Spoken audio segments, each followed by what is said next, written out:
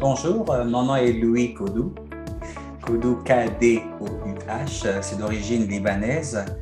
Ayant grandi en Afrique, au Gabon, j'aime bien dire aussi que c'est un peu africain parce qu'il y avait la même famille Kodou au Gabon. Je suis père de 3 enfants, des enfants même quand ils seront dans leur cinquantaine, pour moi, seront toujours des enfants, mais ils ont 18, 16 et 13 ans. Zoya, Zayn et Zelda.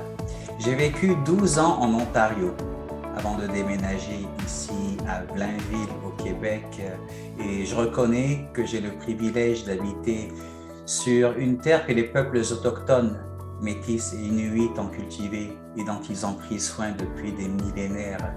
Je vis sur les terres qui font partie du territoire traditionnel non cédé des Mohawks, Kanien'kehá:ka, Kehaka.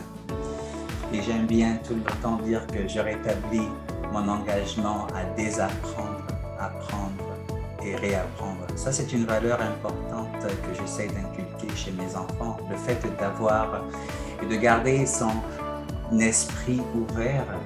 Pour moi, le français, ça a toujours été important parce que j'ai vécu presque partout au monde. Je me suis toujours senti l'intrus, mais c'est le français qui me permettait de me rapprocher aux autres. C'était comme mon point de repère, c'était la chose qui m'a toujours fait sentir que j'appartenais à là où j'étais. Et je voulais vraiment que mes enfants fassent partie de ce trésor, je dirais, qui est le français. Donc, ce n'est pas facile pour des familles exogames ou même francophones en milieu minoritaire d'élever un enfant sans vraiment essayer de trouver des expériences où l'enfant serait submergé de français ou à l'écoute de français, etc. Donc on essaie vraiment de trouver ces opportunités et ces occasions pour les offrir aux enfants. On s'est mis d'accord qu'à la maison, moi je parlerai en français en tout temps avec les enfants. Ma femme parlerait en arabe.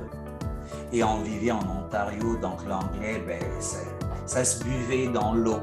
Alors les enfants, quand ils s'adressaient au papa, c'était le français, c'était automatique, le français qui sortait. Avec maman, c'était l'arabe, l'anglais.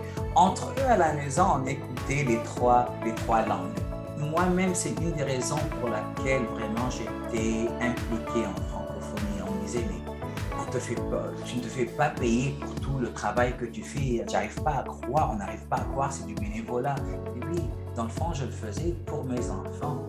Je voulais être un modèle pour eux. Je voulais que mes enfants aussi, dans le futur, deviennent des leaders en francophonie. Quand on va visiter le Liban, là où mes parents vivent, je me sens tellement fier de voir mes enfants pouvoir répondre aux personnes qui parlent en français. Les personnes qui parlent en arabe leur répondent en arabe.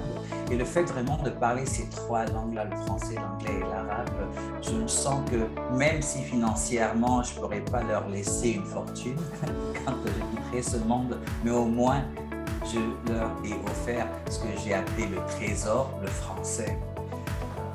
Et j'espère que eux aussi, ils vont l'offrir à leurs enfants. En un mot, le français, c'est une richesse. Le français t'ouvre des portes.